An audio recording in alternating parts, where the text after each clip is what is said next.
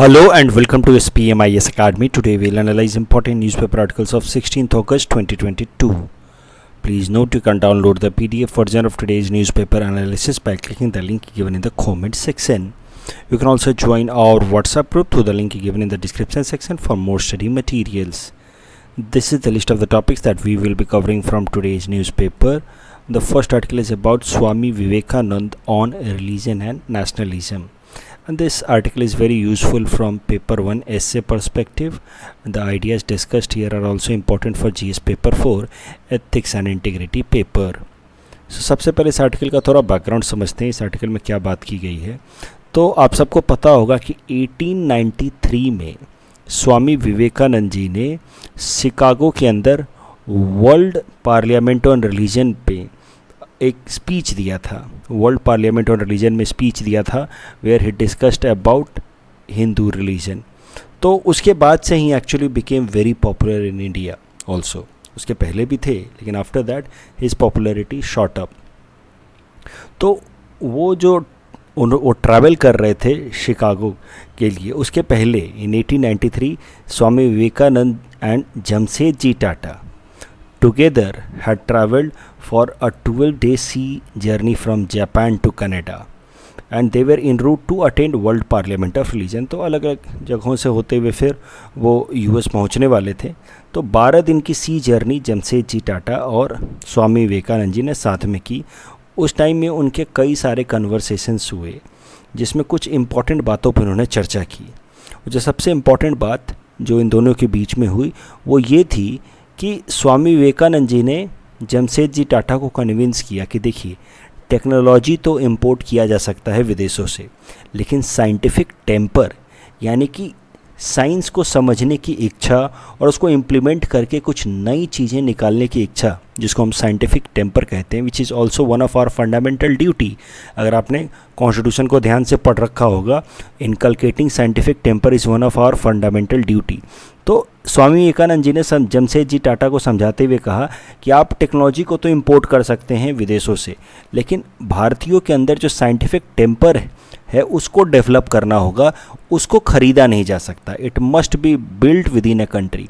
जब तक scientific temper का इकोसिस्टम नहीं होगा, लोग साइंटिफिक अप्रोच नहीं रखेंगे लाइफ में, तब तक आप चाहे कितनी भी टेक्नोलॉजी इंपोर्ट कर लें, भारत देश के अंदर उन टेक्नोलॉजी से कोई मेजर आउटकम नहीं निकलने वाला है। क्योंकि जमशेदजी टाटा एक इंडस्ट्रियलिस्ट थे, तो नेचुरली ही बिलीव्ड कि जहाँ से जो चीज़ें सस्ती मिले वो इंपोर्ट कर लीजिए। तो वो टेक्नोलॉजी भी कई सारे इंपोर्ट करके मंगा रहे थे।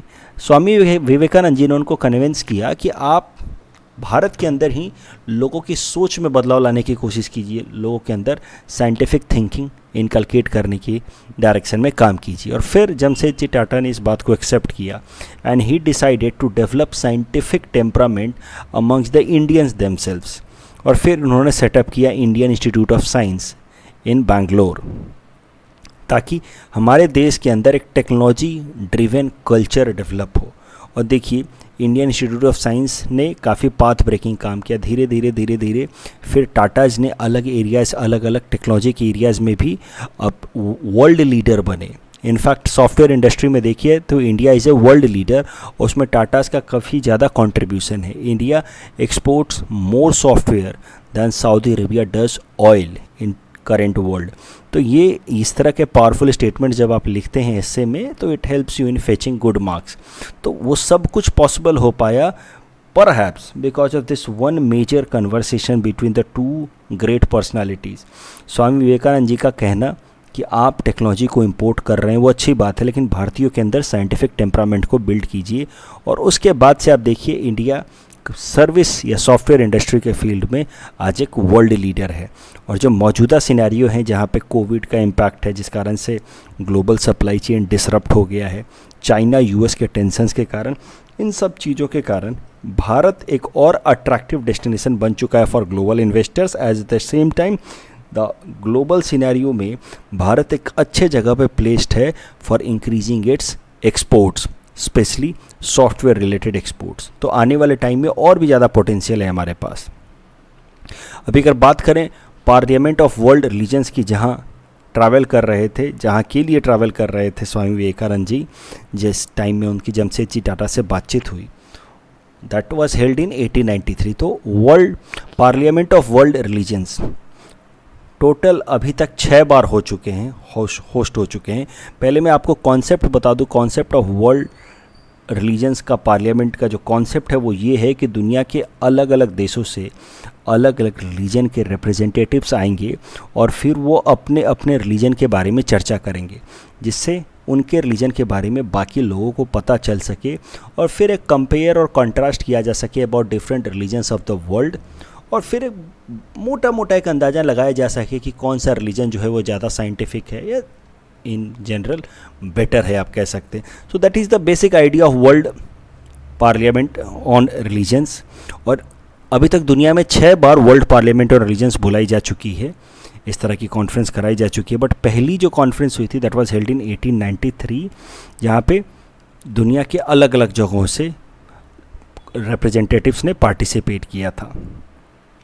तो it was held in Chicago. In fact the council for a parliament of the world's religion is headquartered in Chicago itself, and its board of trustees are elected from various faith or various religions.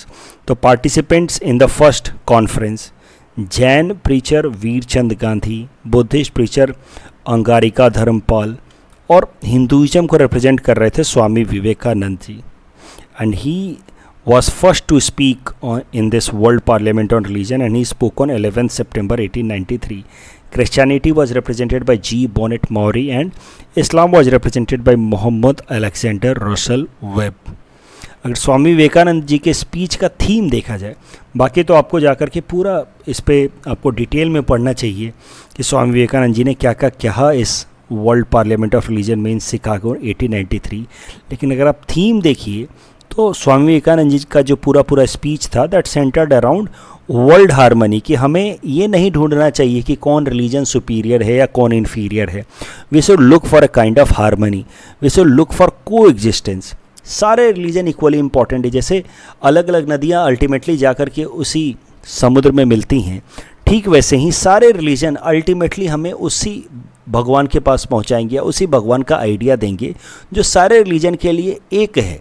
जिन भगवान की कल्पना हम लोग करते हैं वो हमारे अपने अपने व्यू के हिसाब से, जैसे अलग अलग रंग का चश्मा आप पहनते हैं तो आपको दुनिया उस रंग की दिखती है, लेकिन इससे दुनिया का रंग तो नहीं बदल जाता।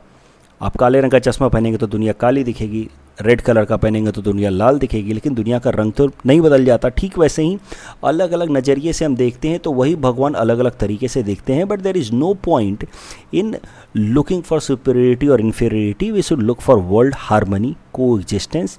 At the same time, yes, every community must preserve its individuality also, but should not become exclusive. Individual होना ठीक है, अपनी ओपिनियन में भरोसा रखना एक बात होता है, और बाकी रिलीजन्स को या बाकी ओपिनियन को रिजेक्ट करना, निगेट करना अलग बात होता है। तो इंडिविजुअलिटी में भरोसा रखिए, but that does not mean that you reject the other ideas and you become exclusionary.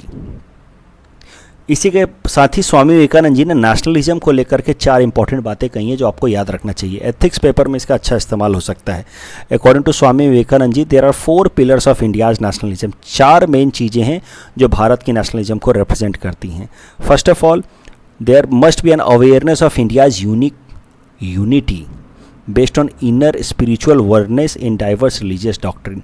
चाहे कितने भी अलग अलग रिलीजन हो हमारे देश में, सारे के सारे रिलीजन अल्टीमेटली, चाहे वो बुद्धिज़्म हो, जैनिज़्म हो, हिंदुइज़्म हो, उन सब में स्पिरिचुअलिटी पे स्पेशल फोकस किया गया है। That is one unity factor in Indian civilisation, Indian nationalism, जिस पे हमें फोकस करना चाहिए। Second, we all must take sense of pride in India's past achievement, क्योंकि स्वामी विवेकानंद जी जिस वक्त पे थे उस वक्त में कहीं ना कहीं इंडियन नेशनल मूवमेंट को भी आप अगर देखें तो मॉडरेट्स का फेज था, और moderates ultimately they were looking up to the Britishers for guiding India. Somehow they were not very proud of India's achievement और इंडियाज पास्ट।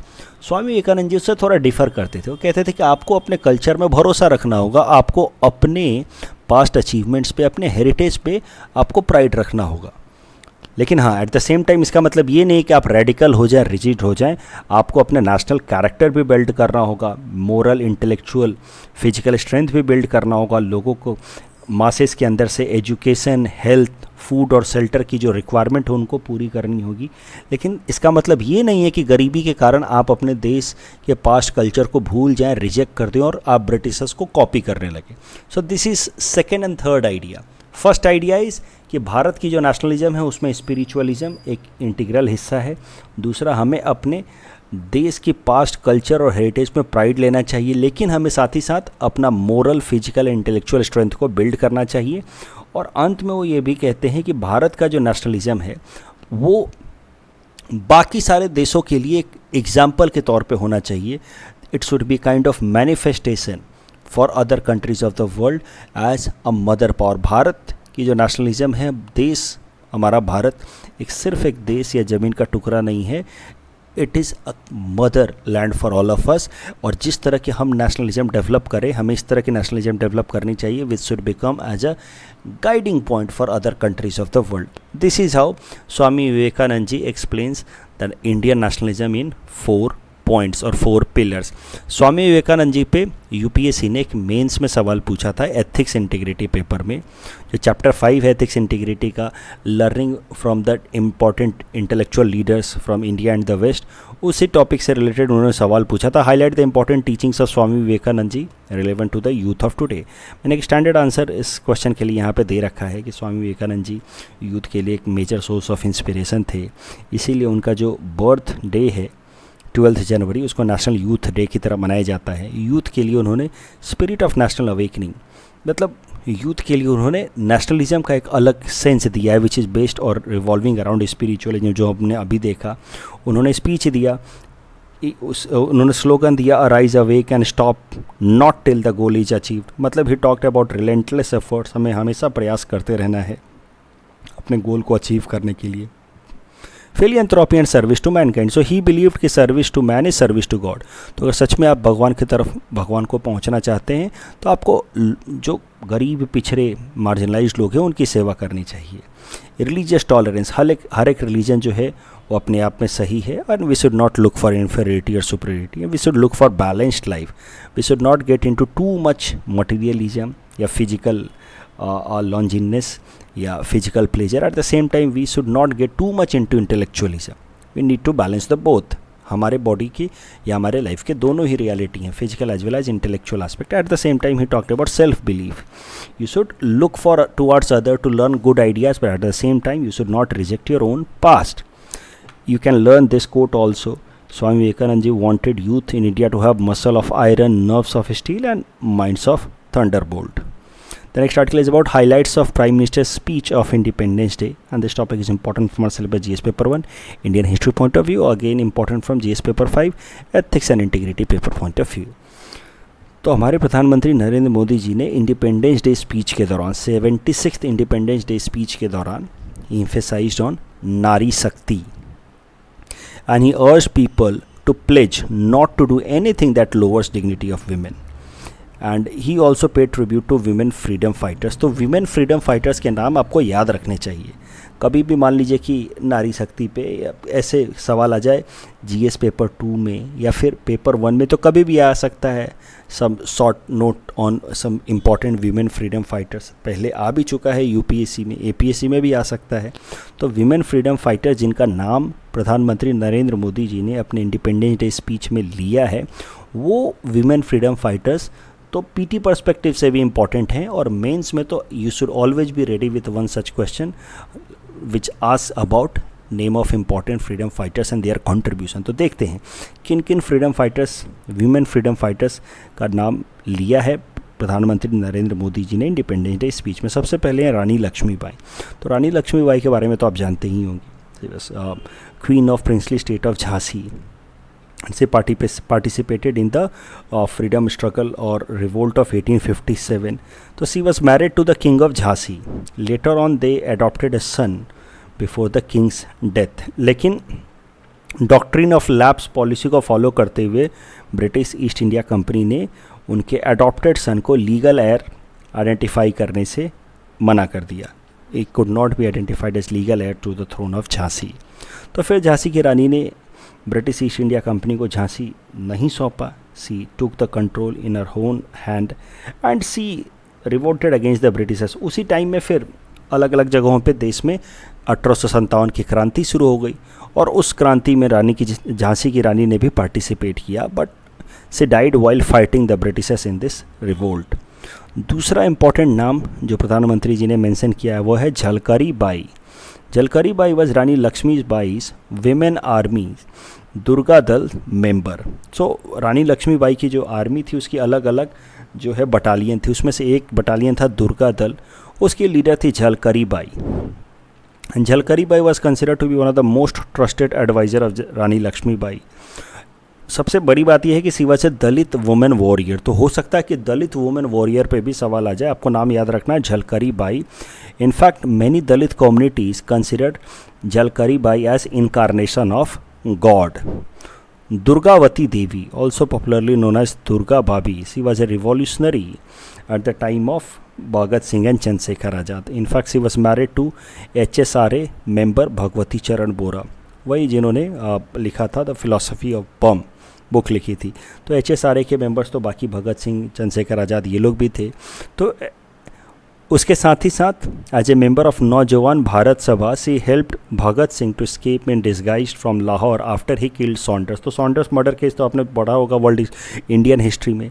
लाला जी की जब डेथ हुई during the protest against Simon Commission, तो उसके बाद Saunders ही one of the main reason था लाला जी के डेथ के बारे में, कारण के पीछे वही कारण था सॉन्डर्स। तो फिर भगत सिंह ने लाला जी के डेथ का बदला लेने का फैसला किया and he assassinated this British officer John P Saunders. उसके बाद दुर्गावती देवी जी ने भगत सिंह को लाहौर से बच के निकलने में मदद की थी। This is her contribution, important contribution. सबसे इंपॉर्टेंट नाम है APSC या UPSC परस्पेक्टिव के लिए, वो है रानी गैंडेलियो।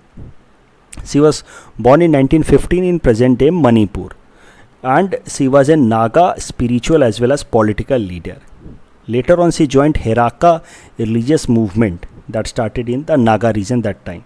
बाद में जो Heraka religious movement है, earlier it was a religious movement but later on it became a political movement with a goal to drive out Britishers from that region, Naga region. तो रानी गैंडेलियो she joined Heraka religious movement which later became a political movement, was arrested in 1932 when she was just 16 years old and she remained in jail for about 15 years. So 1947 में she was released from jail. तो 16 साल की उम्र में jail गई और 15 साल jail में रही, यानी कि 16 से लेकर के 31 साल की उम्र तक वो जेल में ही रहीं। In fact, Prime Minister Jawaharlal Nehru described Rani Gandeliu as daughter of hills and he gave her the title of Rani for her courage. Rani Chennamma, she was queen of Kittur, which was a princely state in present-day Karnataka. She fought against Britishers in 1824 after death of her young son. So when her son died in 1824, after that Britishers tried to take over Kittur from Rani Chennamma. और जिसके बाद Rani Chennamma fought against Britishers. एक बार तो उन्होंने first battle में Britishers को हरा भी दिया, but in second battle she was defeated, caught and killed.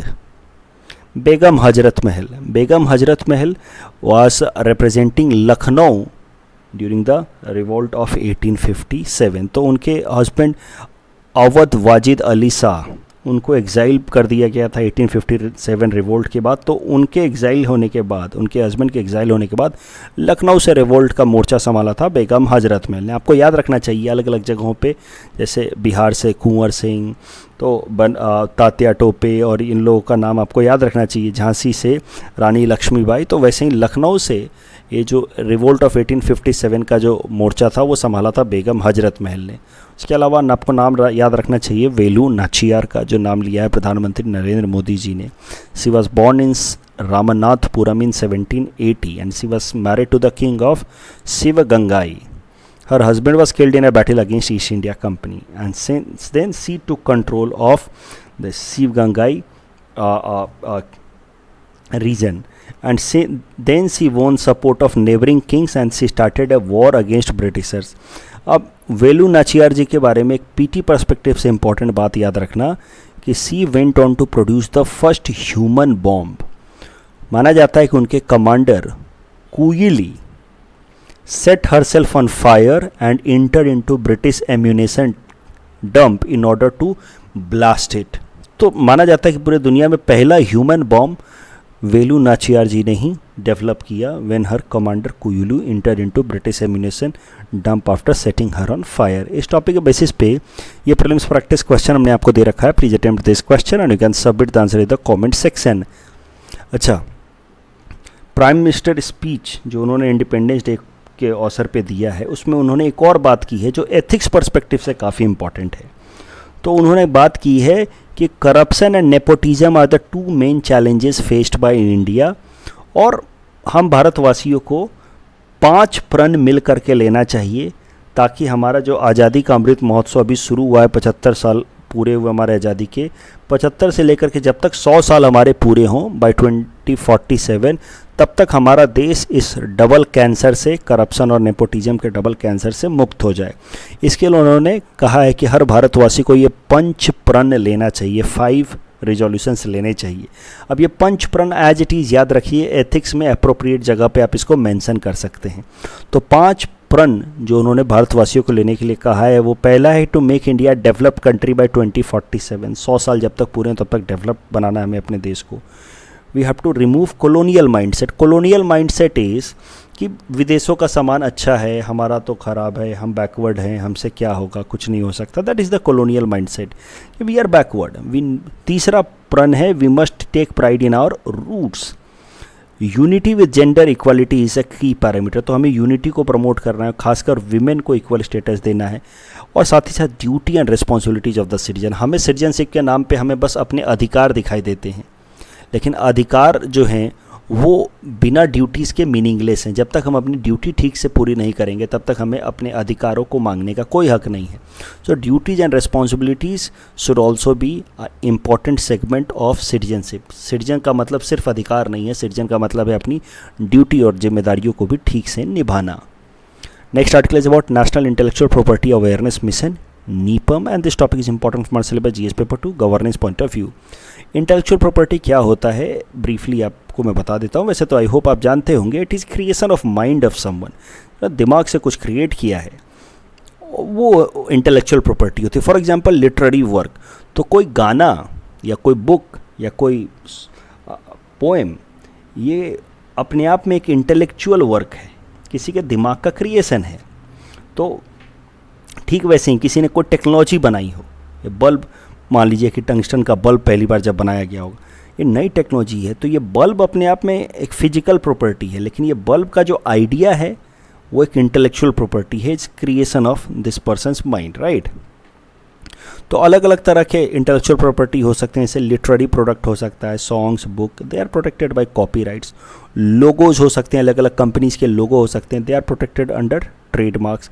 Technological innovations, नई नई टेक्नोलॉजी हो सकती है, they are protected under patents. तो इस तरीके से अब आपने मान लीजिए टेक्नोलॉजी नई बना दी, अब इस टेक्नोलॉजी को किसी और को अगर इस्तेमाल करना है तो पहले आप उस इंसान को या उस कंपनी को आपसे परमिशन लेना होगा। तो और आप अगर परमिशन देंगे उसके बदले में आप कुछ रॉयल्टी चार्ज कर सकते हैं, और आप जब परमिशन देंगे तभी जा कर के वो कंपनी या इंडिविजुअल आपके इस टेक्नोलॉजी का कॉमर्शियल स्केल पे इस्तेमाल कर सकता है। लेकिन ये राइट्स मिलने के लिए पहले इस इंसान को, जिसने भी टेक्नोलॉजी डेवलप की, उसको जा कर के अपनी टेक्नोलॉजी को पेटेंट कराना होगा अपने नाम पे। And once it is patented in his name, then for 20 years no one can use this technology without prior approval from this person. अब एक करंट न्यूज़ क्या है, ये तो बात होगी इंटेलेक्चुअल प्रॉपर्टी की। अब इंटेलेक्चुअल प्रॉपर्टी को लेकर के अवेयरनेस क्रिएट करना काफ़ी ज़रूरी है हमारे देश में, क्योंकि जब तक इंटेलेक्चुअल प्रॉपर्टी का अवेयरनेस नहीं होगा तब तक लोग दूसरों की ट्रेडमार्क्स को या टेक्नोलॉजी को कॉपी करते रहेंगे, और जब तक ऐसा होता रहेगा तब तक हमारे देश के अंदर कॉमर्स एंड इंडस्ट्री डेवलप नहीं हो सकता, क्योंकि no commerce, no industry is interested in developing its own technology. Reason being they believe कि पीपल विल कॉपी इट। और फिर आपको तो पता ही है इंडियन कोर्ट्स में या जुडिशियल सिस्टम्स में फिर केस चलता रहता है सालों सालों तक। तो लोगों के अंदर अवेयरनेस जनरेट करना ज़रूरी है कि भाई चीज़ों को कॉपी मत कीजिए, और इंटेलेक्चुअल प्रॉपर्टी को रिस्पेक्ट कीजिए। इन आइडिया से इंस्पायर होकर के इंटेलेक्चुअल प्रॉपर्टी ऑफिस जो आता है under ministry of commerce and industry, उसने लॉन्च किया था एक मिशन जिसका नाम है national intellectual property awareness mission, short में कहें तो NIPAM. It was started in 2021, last year start किया गया था एज ए पार्ट ऑफ आज़ादी का अमृत महोत्सव। इसका मेन गोल था कि जो हमारे देश के अंदर 1 मिलियन यानी कि 10 लाख जो स्कूल गोइंग चिल्ड्रेन हैं बिटवीन क्लास 8 टू क्लास 12, उनके बीच में इंटेलेक्चुअल प्रॉपर्टी को लेकर के अवेयरनेस डेवलप की जाए। तो टारगेट डेट था 15 अगस्त 2021 से लेकर के 15 अगस्त 2022 तक में 1 मिलियन बच्चों को आईपी अवेयरनेस जनरेट की जाए under this mission, national intellectual property awareness mission. लेकिन ये जो 1 मिलियन का टारगेट है वो हमने 15 अगस्त से काफ़ी पहले 31 जुलाई 2022 को ही अचीव कर लिया था, मतलब 15 दिन पहले अचीव कर लिया था। That is the news that came in PIB। इस टॉपिक के बेसिस पे प्रीलिम्स प्रैक्टिस क्वेश्चन हमने आपको दे रखा है। Please attempt this question and you can submit the answer in the comment section. The next article is about 5 layer network trafficking of Rohingyas and this topic is important from GS paper 5 Assam issues point of view. तो Rohingyas के बारे में तो मैं आपको कई दफ़ा बता चुका हूँ। They are a persecuted community from Myanmar who basically live in Rakhine province, जो इस्लामिक रिलीजन को फॉलो करते हैं, बंगाली लैंग्वेज बोलते हैं, जबकि म्यांमार की जो मेजॉरिटी पॉपुलेशन है वो बुद्धिस्ट है। तो एक कन्फ्लिक्ट रहता है इन कम्युनिटीज़ के बीच में, और कई बार इन रोहिंग्यास को इस मेजॉरिटी कम्युनिटी के वायलेंस का शिकार होना पड़ा है, हॉस्टिलिटी का शिकार होना पड़ा। And that is why these Rohingyas mainly who live in this Rakhine state of Myanmar, they had to move out of this Rakhine state and they have been living in this Cox Bazar refugee camp of Bangladesh as refugees. अब ये जो Rohingya issues हैं जहाँ पर Rohingyas को अपने native place से exile करा दिया है वहाँ के मेजॉरिटी कम्युनिटी ने, because of the persecution, because of the harassment, because of the killing, torture, rape, ma'am. Because of that, many Rohingyas have moved out of this Rakhine state which is their native place in Myanmar to this Cox Bazar refugee camp. अब ये भारत के लिए भी और खासकर north eastern states including Assam के लिए भी एक प्रॉब्लम का कारण बना हुआ है, which has been highlighted here in a report released by NIA, national investigation agency. उनका कहना है कि कॉक्स बाजार रेफ्यूजी कैंप से कई सारे ऐसे रोहिंग्याज हैं जो इलीगल तरीके से नॉर्थ ईस्टर्न स्टेट्स में जैसे कि असम, मिजोरम, मेघालय या उसके अलावा ईस्टर्न स्टेट जैसे कि वेस्ट बंगाल में लाए जा रहे हैं because of the porous border. तो ट्रैफिकिंग लगातार हो रही है. जो ट्रैफिकर्स हैं वो इन रोहिंग्यास को झूठे वादे कर करके, फॉल्स प्रोमिसेस कर करके, उनसे जो भी उनका थोड़ा बहुत सेविंग्स है वो ले करके उनको ठगते हुए और उनको ला करके इंडिया में रख देते हैं विद द फॉल्स प्रॉमिस कि इंडिया चले जाओगे तो वहाँ तुम्हारी लाइफ बहुत अच्छी रहेगी.